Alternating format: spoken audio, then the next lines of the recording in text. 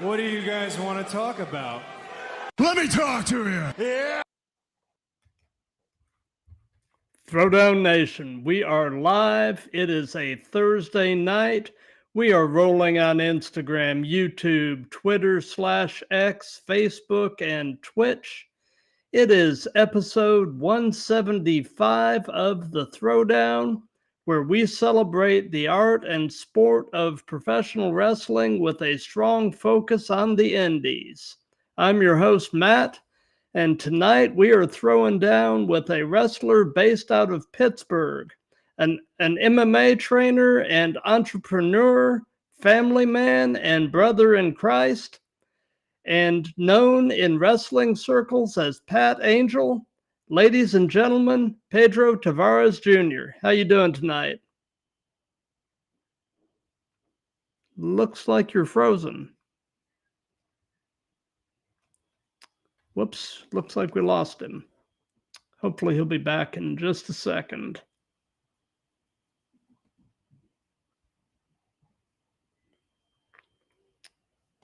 Okay.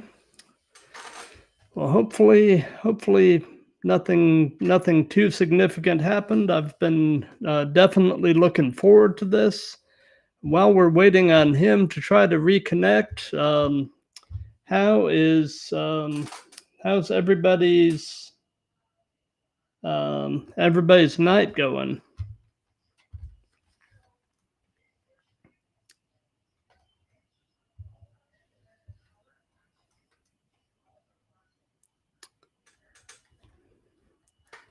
Just a moment.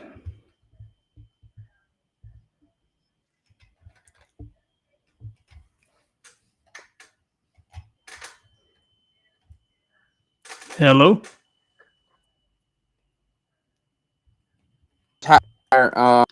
Something froze, but I got you on my phone now.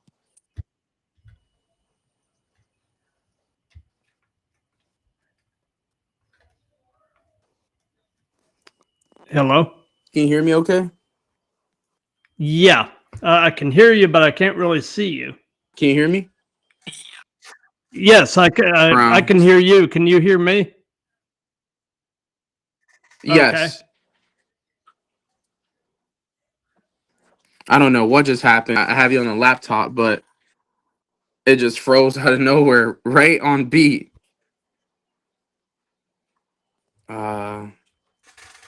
Okay.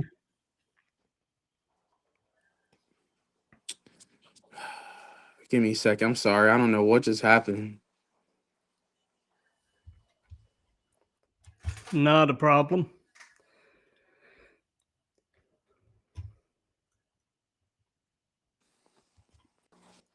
My camera around.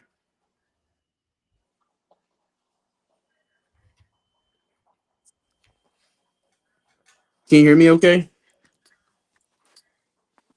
Yeah. Yeah, I'm hearing you fine.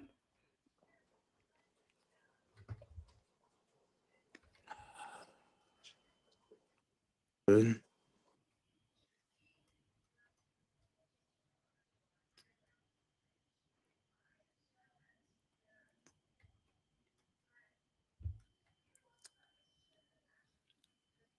Do we just need to reschedule?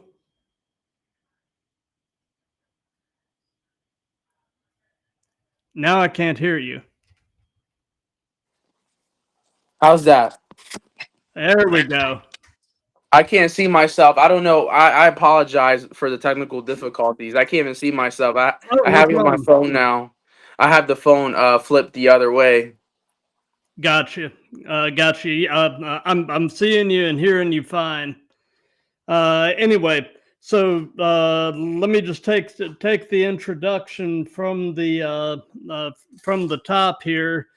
So tonight we are throwing down with a wrestler based out of Pittsburgh, an MMA trainer and entrepreneur, family man and brother in Christ, also known in wrestling circles as Pat Angel. Ladies and gentlemen, Pedro Tavarez Jr. Yes, How you doing sir. tonight? I love it. I'm doing great. I apologize for the technical difficulties. I was really looking forward to this, and now At least I have my phone working, but I gotta flip it around so I can't see your face. But as long as you can see me and this is all good, I'm happy. I'm happy to be here Oh tonight. yeah, yeah, man, we're fine. We're fine. So we'll go ahead and get started with the first and the most obvious question, and that is, how long have you been wrestling? Yes, sir. So I've been an amateur wrestler for over 20 plus years now in the state of Pennsylvania, wrestled collegiate, and it's just been a really nice journey being able to start as an amateur wrestler. And when I transitioned to pro wrestling about 4 years now, I started in California. My wife and I moved over there during COVID and had our two out of three baby girls. And I was training with Rikishi and JTG in California, and then when we moved back to Pennsylvania 2 years ago, that's when I debuted with my local promotion here. Got you. Got you. My next question was you actually just answered. I was going to ask, who actually trained you. So it was you said Rikishi and JTG. Yes, sir. Yes, sir. It was two different schools out there in California, and Rikishi was one of them, and then JTG was another one. So, just based off my schedule over there, because again, I was also a USC gym coach in California, as I am here in Pittsburgh, and just being able to find the right flexibility, I was thankful that I had the opportunity to go to both schools and get the most knowledge I can from two of the two greats in the sport, actually. Gotcha. Yes, sir.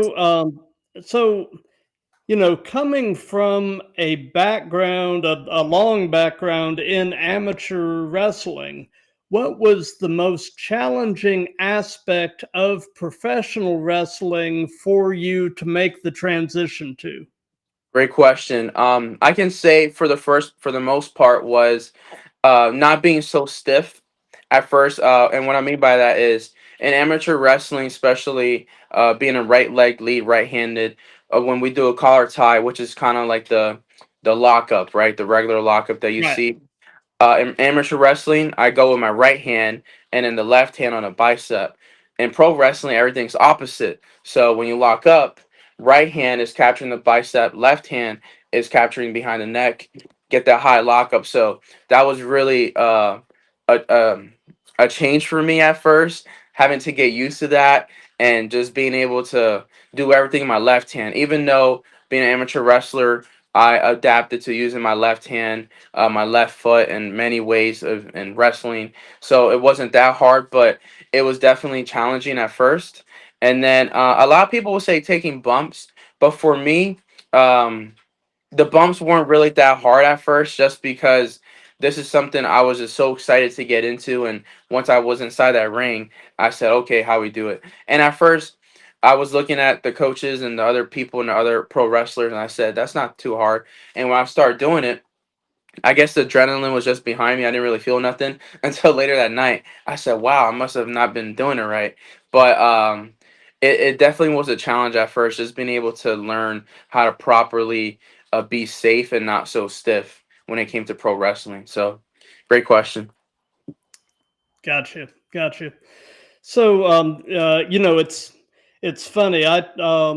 I wrestled briefly in high school, and then years later, for a number of years, several years ago, I trained for a while in Brazilian Jiu Jitsu, Yeah. and it was. And I chose that art because I was comfortable on the mat, and so it just seemed like a logical art.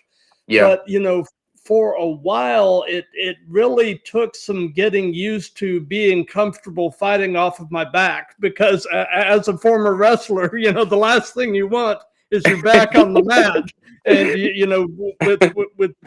with BJJ, it doesn't Yes, really sir. matter. I mean, Yes, so sir. yeah, yeah, If I may add on to that, same thing. Like I said, when I transitioned to BJJ in California, Like I said, I've been wrestling for 20 years, a little bit of boxing as well, a little BJJ throughout my wrestling journey, but I really didn't get hands on until I was in California, especially in Huntington Beach area, close to Los Angeles, San Diego, really big fight capital next to Las Vegas, of course. So I really got myself into situations where I had to learn the beautiful sport BJJ, and I also had that same problem. Again, being a wrestler, every fight starts in the feet. So when it came to the feet, and that's why I was the main wrestling coach there in California, as I am here, the head wrestling coach, and I can take people down, I can defend, I can do all that, but it wasn't until I was getting taken down, and I was just so used to just standing up, and they'll take my back, and I will escape, but it will take me so much more effort than just getting on my back and learning how to pull guard and shrimp away and be safe in that nature. So I was the same way, Right. just like you. And when I got to learn more about the sport and level up my belt promotion, it's just been really nice and fun. And now I understand why the higher belt levels pull guard. I wouldn't. I still Yeah. don't want to pull guard. And to this day, I'm not a guard puller, and I still make fun of people because every fight starts in the feet. I like to be aggressive, but I understand why you want to pull guard just to be a little bit safer and more comfortable on your back. So I get it. Exactly. So, I'm presuming that because this is typically the case for most of the people that I've had on the show. Yeah. I'm presuming you've been at least a fan of professional wrestling the majority of your life. Is that Yes, pretty sir. accurate? Yes, sir. And may I add? I want to hear what else you have to say because I would love to tell you my story of how I got introduced to pro wrestling or why I wanted to go after this career at a young age. But I'll let you finish. Oh no, I was just going to ask you, what is your earliest pro wrestling related memory? Oh, there it is. So, man, I'm from the Bronx, New York, right? I was born Okay. Bronx, New York. My family moved to Pennsylvania at a young age, but any other New York wrestling fan will tell you the same thing. And I was just there at Madison Square Garden on Monday. And that was my first time at Madison Square Garden. New Yorkers, they're so loyal to their fan base. The Giants, the Yankees, the Knicks, the Rangers, and wrestling. And at a young age, I was born in 1996, a little bit Attitude Era, but mainly Ruthless Aggression era. That's why John Cena, his farewell tour and him retiring really hits because that's someone I grew up watching. Um, Kurt Angle as well, Rey Mysterio being the underdog, Eddie Guerrero, myself being a high flyer because of these people that I looked up to and inspired to be. And again, The Rock, Stone Cold, all these greats. So at a young age, I just remember watching wrestling with my brother, and he's 6 years older than me. So we will always be wrestling in our New York apartment at the time, and we had bunk beds. And I remember watching like in 2001, and just seeing like ladder matches and promos, and we will always wrestle each other. My earliest wrestling memory, and it's really special because I have a really amazing 9/11 story to tell. I'll probably say it for another day. But I remember when 9/11 happened when I was in New York. I remember seeing that SmackDown 2 days after the attacks of New York. And the day after 9/11, I remember my dad taking my family to Ground Zero. And I remember him picking me up. And I saw through the peak hole, and you could see all the rubble, and you could still see that lone tower. And if you or if anyone ever had a chance to see the 9/11 memorial, it's really beautiful. Hmm. And I love how they built the building around that last column of the build of the World Trade Center. And I remember seeing that at a young age. Again, I was born 96, so I must have been 5 years old or something like that along those lines. And I remember seeing the rubble, and I remember seeing all the faces and the teddy bears. It was a real sad time. But I remember watching that SmackDown 2 days later and seeing everyone just be so happy, and again, Mr. McMahon announcing about what happened and stuff, and just seeing how loud it was, and everyone having American flags, and The Rock, Stone Cold, everyone standing in the ramp just like they do when someone passes away. And it was just really special to me. And I remember just knowing about that. As I got older, And every time 9/11 comes around, it always hits me like, wow, I remember being part of that, being part of New York when all that happened, and being, seeing SmackDown live, watching SmackDown live when it happened, because they took that episode was in Texas, I believe. It was in Texas when they filmed that, when they did that episode. But I just remember seeing in New York, and again, that just really inspired me to just know more about wrestling and how special it was because of a tragic event as 9/11, and it was just a really beautiful time to see. So that was Yeah. definitely one of my earliest memories of pro wrestling, and just always wanting to know more about the sport and the business. And you know again, just like everyone else, every other indie wrestler has a dream to make it, because they looked at all these other people that they inspired to be today. Yep. Yep. But yeah, when 9/11 happened, gosh, at the time, I was actually working. Well, I was here in Atlanta, where I'm at Y- presently. But at the time, I was actually working as a firefighter paramedic, Wow. and 9/11 hit me kind of hard because of the loss of the 343 New York firefighters. Yes, sir. That was, yeah, yeah. Yes, sir. That's And again, that's why John Cena is another fan favorite of mine. Growing up, and when they went to the troops, so tribute to the troops, and always the hustle, loyalty, respect, and the salute, and oh yeah, it always brings me to like 9/11, and having that face of the company who really respects the military, and the firefighters and the police, and the even the nurses and the ER medical department, because my wife's the nurse, so they go through a lot as well. So it's just really nice to know someone like that was a good face of the company when I was a young age, to see and be like, wow, he is who he is today because of that. And that's why his retirement tour is really it's really hard for a lot of people, because they grew up watching someone that they inspired to be. right. So, tell us a bit about your faith journey. Were you raised in a Christian home, and how did you come to the saving knowledge of Christ? Yes, sir. Great question. I love that. So, oh, that testimony can go on for hours, so I'll keep it short. But long story short, I was not raised in a Christian home. My mom, a lot of Hispanics, pretty much grew up Catholic, and even to this day, my mom's a really great woman and still goes to church. And I remember at a young age just going to church every Sunday, and it was a bilingual church, so it was English and Spanish. Again, being Spanish myself, it was really nice to understand, but when at a young age you don't really know Spanish too much, so I couldn't really understand the Spanish services until that Sunday school, and I got to learn more about it. But I always felt like there was just more to know about it. I just felt at a young age it was more forced, and I really didn't know what religion was about until high school. And I'm a big part of FCA, Fellowship of Christian Athletes. And again, to keep it short, my high school coach at the time, his name is Coach Haneke. I remember him. I remember sharing his story. It was my sophomore year, and he was battling stage 4 leukemia cancer, and he had a tumor the size of a softball in his chest. And by the grace of God, through prayer, he survived it, just like that. Wow. He did his chemo, he did everything, but just by prayer, and him and his wife at the time, and they have a beautiful family today. But just by praying and relying on the Lord, he survived that. And I just really want to know more about that journey, and who is Jesus? How did he do that? By prayer. And it wasn't until I gave my life to him in high school because of that story.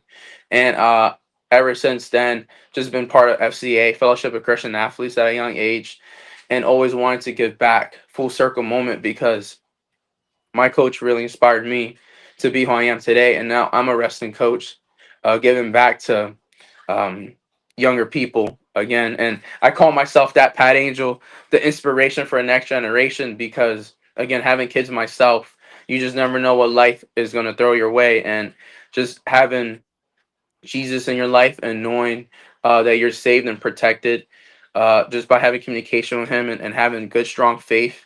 He can lead to a lot of miracles and blessings, especially myself being really blessed who I am today. I have a beautiful wife, beautiful kids, girl dad for life. I'm outnumbered with girls, but I wouldn't have it any other way. It's just a big blessing. And my coach's story really touched me to wanting to learn more about Jesus and knowing the difference. In my opinion, is just having that relationship with him through communication rather than having to go to church all the time and just have to do it the Catholic way versus the Christianity. And again, big blessing no matter what whatever people's religion are.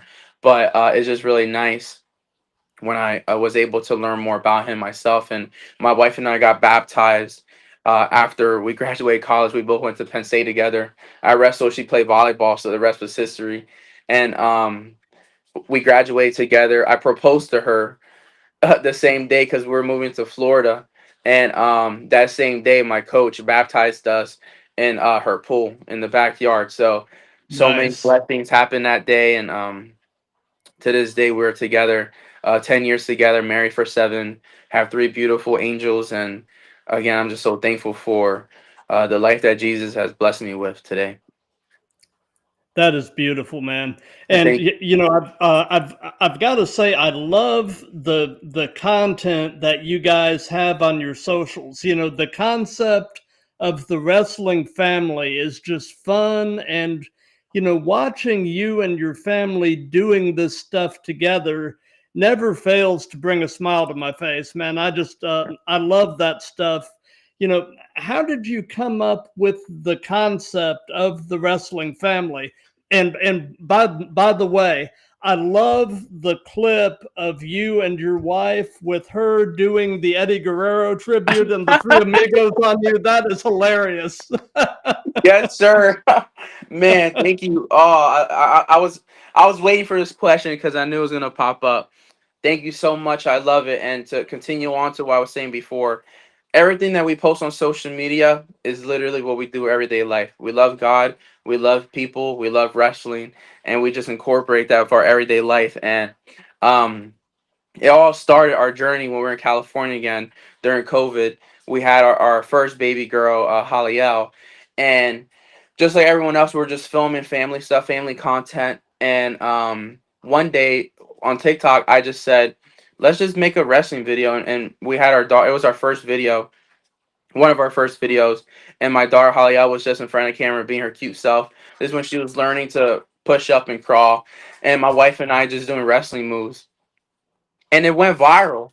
And from that moment, I said, again, that's when my creative mind just came to play. I felt I could be a promoter one day, and I just said, let's keep going with this because she loves wrestling. I love wrestling. We love God, and let's just make somebody's day happy. And that's always been our mindset every time we post. If we could just make one person happy, you just never know what they're going through, especially in today's world. Everyone has a short temper span. So when they're just going through and scrolling, you never know what they might see, something bad or negative, and they see us, and it's wholesome and it's fun, and it has wrestling. So that was our niche, and it blew up on TikTok a couple years ago. And from that day on, we have over maybe close to a thousand posts on TikTok and Instagram, and total we have close to we have over 500,000 followers on Instagram and TikTok. And again, all glory to God, big blessing, just by posting what we love. And that's our niche. We're the wrestling family, and we are the only wrestling fan on social media. And even though a lot of people incorporate their same talents and whatnot, I'm just thankful that we are able to start that when we did, because that was a time when WWE and before AEW was kind of doing this thing too, 2019, and that's when no one was really falling in love with wrestling because of the pandemic and COVID, and being signed to Thunderdome, and being virtual, like the WrestleMania, no audience. A lot of people were just losing their faith in wrestling. And I said, well, I don't want that to happen. Let's just bring back some old memories. Let's recreate some old stuff. And just like you said, the Eddie Guerrero tribute, we did Stone Yep. Cold, The Rock, we did Hulk Hogan, all great moments, all reenactments. And the thing is, I love when people comment a specific detail, because we do pay close attention to detail when it comes to recreating moments. You know, when it's the Rock and Stone call, you know, doing the eyebrow, doing just bring it, hitting the people's elbow, every little thing, every detail goes a long way. And the fun thing is, we just have fun doing it, you know. And if our girls don't want to do it that day or that night, we won't film. And Yeah. that's just the beauty of it, just having fun. And the funny thing is, most of those videos were on our first take.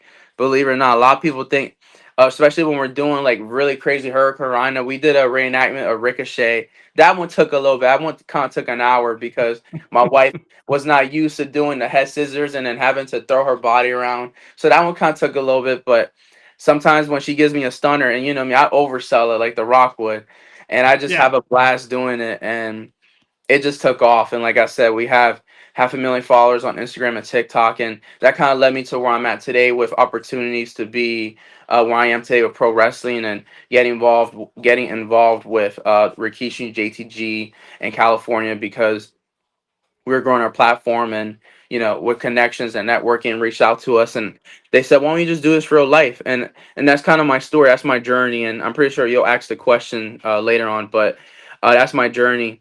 um you know, a family man from the couch to the ring. You know, if I could do it if I could do it in the living room, imagine what I could do in the ring. Because coming from the amateur wrestling background and having a big dream of mine, and I'm so thankful when I found Pat Angel. And I'm pretty sure again you'll ask that question, but long story short, Pat Angel came from my daughters, because when I had my first one, her middle name was already Angel, and then the second one came, and I said to my wife, "You can't have one angel, not the other, because that's a really cool name. You know, I'm an angel, you're not, haha." So I said, "I'm not gonna make that happen. They're gonna be the Angel Sisters." And then the third one, Berkeley, the baby, she came. So we're like, "All right, that's three. That's the Angel Sisters." And Pat, my initials are Pedro Antonio Tavarez, so that's Pat, and an Angel for the Angel Sisters. And my story is, I'm going to walk so the Angel Sisters can run. And I incorporate them with my pro wrestling, with my family, you know, just everything. And it's just a blessing to be where I'm at today, for sure. Gotcha. Gotcha. So you're based in the Pittsburgh area. What is your favorite thing about Pittsburgh? Oh, good question. To be honest, I gotta say, the atmosphere of the city. Again, being from New York, and it's crazy when I lived in New York, and then again we moved to California, so we got a taste of both coasts, East and West Coast, where a lot of people never really had the opportunity.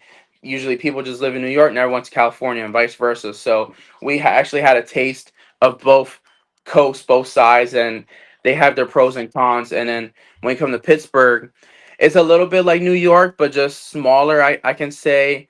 And the one thing I love is just knowing that there's always something to do, I guess. It always reminds me of New York, if I put it in that way. I worked at the UFC gym downtown Pittsburgh, so it's right down Market Square. That's where the Christmas tree is at. Kind of reminds me of Rockefeller Center with the ice skating. It's downtown, so the skyscrapers are everywhere. Kind of reminds me of Times Square. So it's just really nice. You know, I love the city. I'm in a little quiet area now with my kids and my wife, but that's one thing I just love, is just the atmosphere of the city life. And there's always food. You know, that's one good thing. You never know. It's very diverse. So if you want this kind of food, this Asian cuisine, or Thai, or Italian, or Mexican, or American, or pizza, or Chipotle, you're always gonna get it, because there's always something in each corner of the block. Kind of reminds me of New York. Gotcha. Yep. Gotcha. So, so did you meet your wife at Penn State, or did you know her beforehand? How did you guys meet? Oh, thank you. I'm glad you asked that question. That's a good one. Okay, so where we're at in Penn State, where we met, on top of a mountain, there's a place called Jamonville, and it's a big white cross. And again, it was going. She's older than me by a year, and she was going into her junior year. I was going into my sophomore year. I think, yeah. And we're mutual friends and stuff. We knew each other or whatnot. Not that well, but we met at the cross. We met at the cross, the big white cross, and we got to know each other and talk to each other. And it was literally the day before um, our next semester, before our fall semester of 2015. And I just remember us just getting to know each other a little bit. And I was praying for us to have a good school year. And then the rest was history. Like I said, we were both student athletes, so we got to support each other. Her sport came first, volleyball. So I was there bragging about her, you know, being the loudest one in the room, and then wrestling came after there. So she was with me, helped manage the team here and there. So it's just been really nice. And again, people always said we were like a marriage couple because we were always together, did everything together, and that's where the Pat and Cat, the At family, came from. Because her initials were CAW and my initials are PAT, and I already knew we were going to get married because of we kind of already lived a marriage lifestyle within college and going to church and being part of Christian club and everything, and we always joked around like we're Pat and Cat. I even had it in my closet. We had like the stickers that says happy birthday, and I kind of reinformed it to say Pat and Cat because that was like our motivation to get through college together, because again during graduation I proposed to her, and here we are today. Nice, nice. So, tell us, if you can narrow it down, tell us about your favorite match that you have been a part of, your favorite pro wrestling match. Mm, that's a good question. Like I said, I've been doing this. I've been training for 4 years now, or I've just been in the business for about 4 years now, training for two years now in the wrestling scene, pro wrestling scene. I debuted here in Pittsburgh last year, so I just have a lot of great matches. Um, you know what? If I could just break it down, maybe just a recent one a couple months ago in September. I won my first belt. I have it right here. 814 Wrestling. Boom. Can you see that? Nice. Yep. So I can say that was probably my first one of my favorite matches because um being still fresh in the business and being able to be the champion to carry a company, it's just a blessing. And again, having a fan base behind me, the Angel Army, everyone knows the Angel Army. If you know Pat Angel, you know the Angel Army, and I say it's the most powerful thing in all of pro wrestling. And I love how I can mix the two with the Angel Army in the heavens to here in pro wrestling, my fan base, because again, without them, there ain't no Pat Angel. And they were really loud and proud when I won the championship belt in September of this year. So that was a really cool moment. Oh, for sure, for Yeah. sure. So in terms of your in-ring work and promos and such, who would you say are some of your influences? Who has helped to shape Pat Angel into the performer that he is? So what do you mean by like pro wrestlers that I grew up, being inspired by, or just today, like my wife? I got a couple of my Uh, good friends all from of- California. all of the above, really. Yeah, okay. So again, like I mentioned before, Pat Angel really can. And you know what's funny? Again, when I first moved here, I didn't really know what my character was. I thought I was gonna go with PTJ because that's my initials, Pedro Tavarez Jr. And I don't want to kind of give the ideas to people so they can steal this, but I was gonna say PTJ is here to stay because it just flows really well. And I was just praying to God and saying, what would be catchy? What can really go over? And again, my name is Pat, and then the Angel sister is Pat Angel. So once I told my wife that, it just clicked.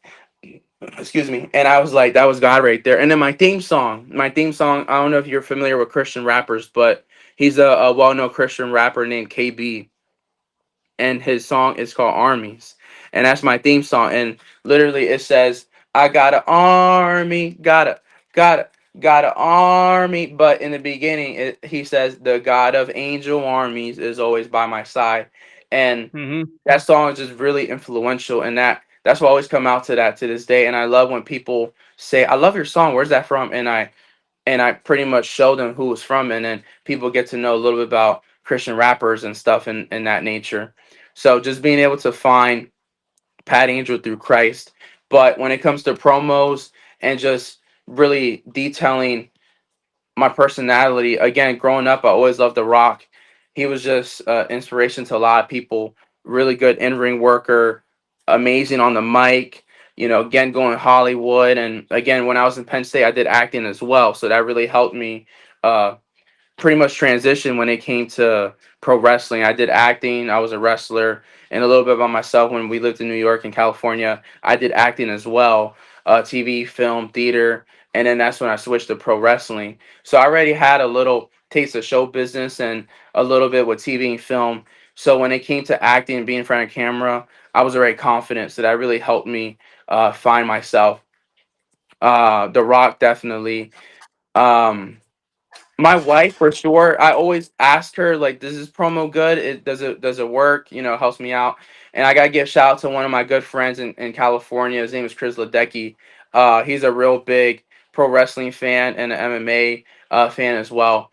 And I always said, "You're gonna be my manager one day," because he just has the voice of a radio host, and he kind of helps me when I have a promo. He kind of helps critique it, or if I have a match, I send it to him and he says, "Hey, you could have done this better," because he knows a lot about the sport. Because again, I care about psychology, so to have good friends and my wife to just help me, tell me when I'm not doing good or when something needs to be fixed, because we're not perfect and there's always room to learn.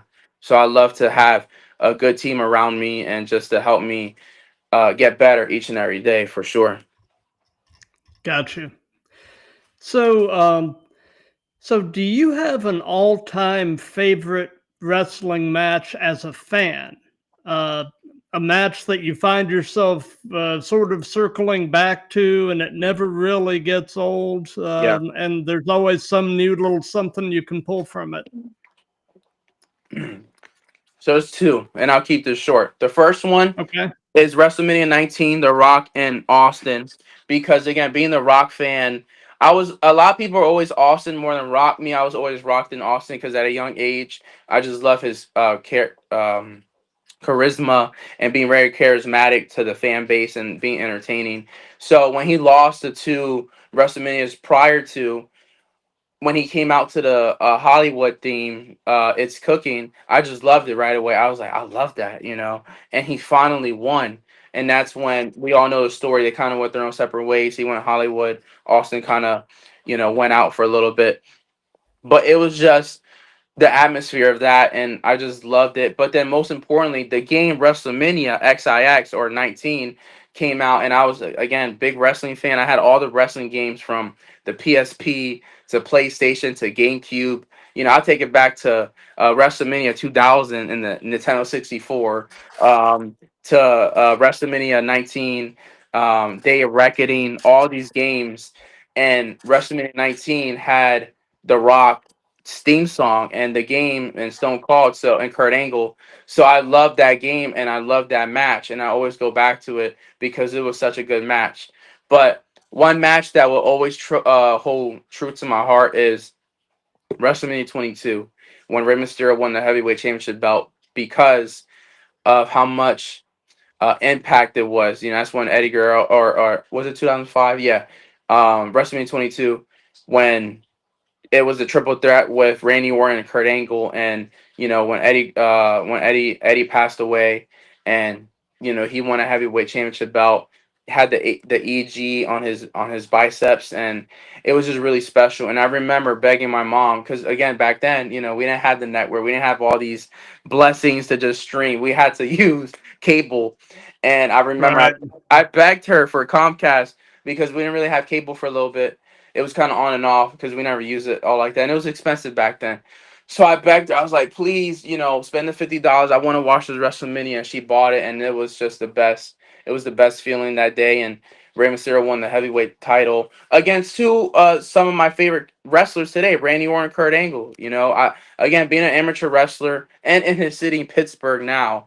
Kurt Angle really shaped the way for us amateur wrestlers to get in the sport. And again, Randy Orton and how young he was, and his famous RKO was just amazing. And he was already a legend killer at the time. And he got Rey Mysterio, the biggest underdog, someone that I was doing 619s with all the time to my friends in school and on a trampoline. And I always use Rey Mysterio in the games because he was small but mighty. That 619 to this day is just an amazing move, you know. So WrestleMania 22, when Rey Mysterio won that, was just beautiful to this day. Yeah, yeah. Yeah. And you know, and Kurt Angle, man, you know, winning a gold medal wrestling with a broken neck. Yeah. I mean, That's one thing. it's just insane. I mean, Yeah, no, I agree. so Yep. so what is your favorite move? What is something you just really enjoy doing? And on the flip side of that, is there a move that you won't do or you would at least rather not do? Sorry, that was my laptop. Can you repeat that last question about a move? Yeah, yeah. So, what is your favorite move? What is something you just really enjoy doing? And on the flip side of that, is there a move that you won't do or you would at least rather not do? And that can be giving or receiving. Yes, sir. Oh, beautiful question. So again, for those who don't know me, or you will know me, or if you do already know me, you know my special move, the Angel's Twist. No one else does it but myself. I came up with it myself. Being original again in this sport, so many people do the 450 splash. So many do the shooting star press or Phoenix splashes, all this great stuff. So many athletes in the indies, you know. So I had to change it up. And I do my Angel's Twist, and it's pretty much a corkscrew splash. But the twist, the whole thing about, you know, I spin 2 times in the air, 720. When I had 2 girls, I would spin 2 times to kind of do a 720. Now that I have 3 girls, I've been spinning 3 times, so I'll have to send you a highlight of it. When I'm in there, I just turn my body and I just spin like a tornado or torpedo, and I just land straight on the belly, and I call it the Angel's Twist because again, 3 angels. I twist in the air, and it's so amazing because even when I'm in a trampoline, even when we're filming our wrestling videos, my daughters are like my biggest fans. You know, Pat Angel, everything, all the time, and they're doing the Angel's Twist. They see me wrestle, so they see me wrestle live. They come to my matches, and then they're out there in a trampoline performing the same move, being crazy. And I encourage it because, again, if their daddy's crazy, it's okay to be crazy as well, you know, because it's just amazing. And again, with my story, um, if they continue to go this route, they already have something that can help lead them to be different in that nature. So the Angel Twist is by far my favorite move because it's my own. I'm original, the original creator of it, and it's just amazing that, you know, I can just do that, and that's my own piece. A move that I will not do to this day, just to be safe, is the Canadian Destroyer. Many reasons. One, I just feel it's getting too saturated. Everyone's just hitting it now. It's kind of like the super kick. Shawn Michaels made that super kick, that Sweet Chin Music, something so legendary that when it happened, it's kind of like the RKO, boom, out of nowhere. 1, 2, 3. You know, he protected that finisher for so long. And nowadays, you see super kick city everywhere in the indies, even in pro wrestling and the big leagues. You just see it left and right, left and right. And it's just losing power to it. Same with the Canadian Destroyer. People are doing it left and right, left and right. And I took it in training. I haven't done it in a match just because it's dangerous too. You know, you have to be safe with it. You have to make sure the person doing it is safe. And again, I'm all about psychology. So if you're gonna do a crazy move like that, at least finish. You know, at least finish the match. I don't want to see 10 Canadian destroyers by 10 super kicks just to continue going. You know, to me, it just doesn't make sense. And again, I respect people who have those kind of matches because it does take a lot. You have to be very agile and not get blown up a lot. So respect and kudos. But me, I would not be doing that move. I would not take it, and I would not give it or receive it just because I just don't want to fall into that trend of doing the Canadian Destroyer. Absolutely, man. And, you know, A move that always gives me the shivers when I see it being set up for, and I've mentioned this before on other episodes, but a, a move that I hate seeing people set up for is the vertebreaker. Uh, Mm, that move, it just yeah, looks like there are so many ways that could go catastrophically wrong yeah, and end up paralyzing somebody, so thankfully yes, sir. you don't see that move done terribly often anymore. Yes, sir. Back in the Attitude Era, Oh yeah, especially in WCW, they yes. were throwing vertebreakers around like it was candy, Yeah, but left and but right. I Yes, mean, sir.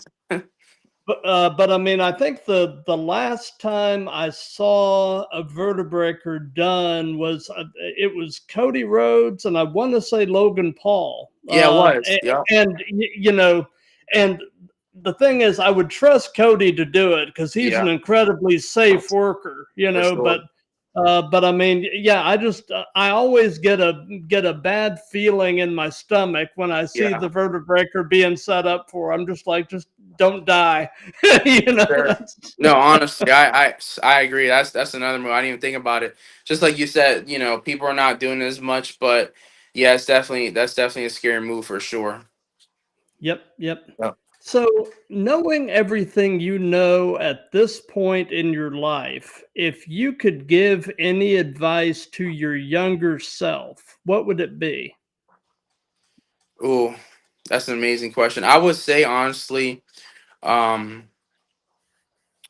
and even to this day, I talk to a couple agents and I tell them, you know, I wish when I was at Penn State, I would have had an NIL deal or an opportunity to try out being in, university because a lot of these young, talented athletes, D1 athletes and whatnot, they're getting all these opportunities to just get a trial right away, just because of being a collegiate athlete, which is amazing.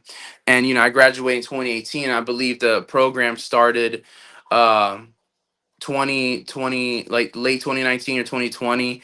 So I just missed out. But one thing I would tell myself is if I really wanted this, at a young age, which I did, but excuse me, with after college and the way my acting career was taking me, I was really thankful for those opportunities as well. So I wouldn't change it for the world. But I wish I would have just got started or understood more about the business at a younger age rather than when I did now. And against all God's plan, His plan is better than what we can ever imagine. And to this day, I'm forever thankful because I would have not been Pat Angel. I would have not found myself. Especially with just my wife and I would have been trying to make it to the top like everyone else is nowadays. And I again to answer it, I would I spend more time learning more about how serious this business is and knowing more about how to become a pro wrestler other than just seeing on TV or having that dream like I'm gonna be a pro wrestler. Well, what does it take? I didn't know about the schools, I didn't know about the training. I didn't know. I just thought all these young people in college are getting tryouts. I was an athlete, very athletic and agile. Give me a tryout, and I'm pretty sure that I can show them a thing or two and already having the wrestling background. So I just would have told myself, if this is what you want to do, then get involved with a school at a young age. But again, going back to it's all part of God's plan because I would have not found myself. I probably would have been very prideful, trying to be very conceited. Like it's all about me, me, me. And who I am is not about me. It's about the future. It's about my daughters, about inspiring younger kids. Pat Angel is more than just myself being in the ring and doing all this cool stuff. It's a whole movement behind me with the Angel Army, doing it for God's glory, God's blessing. And again, without my wife and family, I would not be who I am today, especially Pat Angel. So, like I said, it's all part of God's plan. And to this day, I'm forever thankful for it. Absolutely. So, something that we've done in all of these that's just been kind of fun is we've let the current guest pose a question for the next guest. So Mm. my previous guest was a wrestler out of San Antonio, Texas by the name of Caius. Okay. And the question that he posed is this: have you suffered an injury wrestling, and if so, what did you do to overcome it? Oh, thank God I have not. And I want to keep it that way because Yes. I know how life changing this sport can be, this business can be for young upcoming people wanting to get viral by doing a crazy spot or doing a crazy move that would lead to injury. And again, when you don't have a family, your mindset is different. You're like, what can I do to get viral? What can I do to show other people that I'm above the rest? Me, I have a lot more to lose. I have a wife, I have a family, I have a life outside of this. Even though it's my dream, I have a degree, so I have a backup plan if things don't work out. And um, thank God, like I said, I haven't experienced an injury, and I pray I do not in this business because again, I know how life changing can be.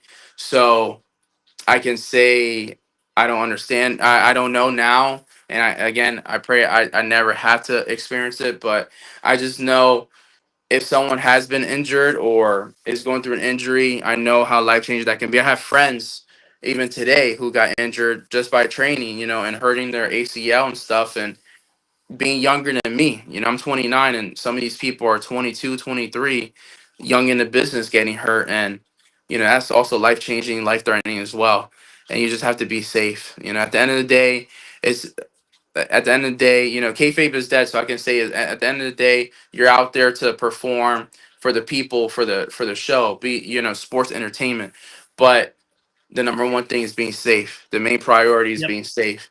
You, whoever you're working with, your opponent, you're both safe for each other because any little thing can happen. And I love how Chris Jericho said on an interview, I think with Chris Van Vliet, and he hates the word botched, and I agree with him because you know it's not botched. It's predetermined, and we are stunt men and stunt women, and we're going out there. And I love when I tell people, especially my UFC gym, who sees me getting my name out there more pro wrestling, they always ask questions, and I say, it's not like acting. I've done acting. You have many takes. You can do so many cuts and do the scene all over again. When you're out there in the ring, you have one take. Anything can happen.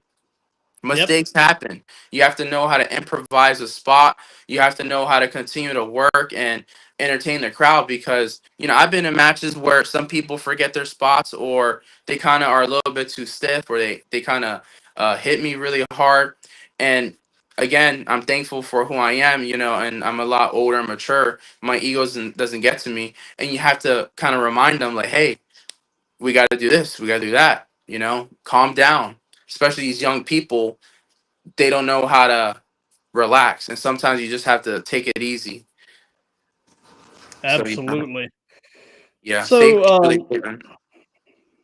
so um, since this is part of a series, do you have a question that you would like to pose to the next guest? Ooh, I didn't really think about this, but hmm, Well, you if know you what? can't, what? I got a good question. I got a good question because Okay. this could relate to them if they have a family or if they don't. So I'm just gonna say if or if you have a family and this dream doesn't work out for you, what happens next? Yeah, if you have a Oh, family, if your dream doesn't work out for you, what happens next? What will you do next? Because that's something I like I said, I have a backup plan, but this is my plan A, plan B, plan C. got you. Got you. So we're pretty much at the end of things now. So before we wrap all this up, do you have any upcoming shows or anything at all that you'd like to give some hype to? Yes, sir. I got my local promotion, Rise Pro Wrestling in Pittsburgh. We have our anniversary show, December 6th. I'll be there performing with my Angel Army, of course, and then my show that I'm defending my belt, 814 Wrestling in Johnstown, Pennsylvania, December 13th, the week after that. So those are my two shows that's coming up right now, next month. Yeah, definitely looking forward to it. Thank you for having me too, you know. Absolutely, this has been a blast. And looking over at the Instagram chat, I see my new buddy, Mr. Jason. Jason Drew 1986 is in the Instagram chat. If you're not familiar with his stuff, you definitely need to check his Instagram and his TikTok out. Jason Drew 1986. The guy is hilarious. He has some absolutely great, very positive, very funny content. So Definitely. definitely give his stuff a look. And Definitely. as far as we've got coming, as far as what we've got coming up here on the Throwdown, this coming Monday, the 24th at 8:45 p.m. Eastern, we've got episode 176, and Mm. our guest is a California-based pro wrestler and Christian speaker, Mitch Valentine. Oh wow. And then on Tuesday, the 25th, at 7 p.m. Eastern, we've got a rescheduled episode 174. And our guest is another California-based guy, Nice. a pro wrestler out of Northern California, the real Key Factor, Keyshawn Calloway. Wow. Okay. He's a young guy, but he is really tearing up the scene out in Northern California. So I'm Nice. definitely excited to have him on and hear his story. Yeah. Definitely. And Yeah. and like I said, man, I want to thank you for your time. This has really been a treat. And you know, for those of you that have been watching this live, thank you. Thank you. For those of you that'll be seeing this on replays, thank you for that. If you like what we've got going here, definitely do the old like, comment, share, and subscribe. And until Monday night with Mitch Valentine, be good to each other, love each other, and let's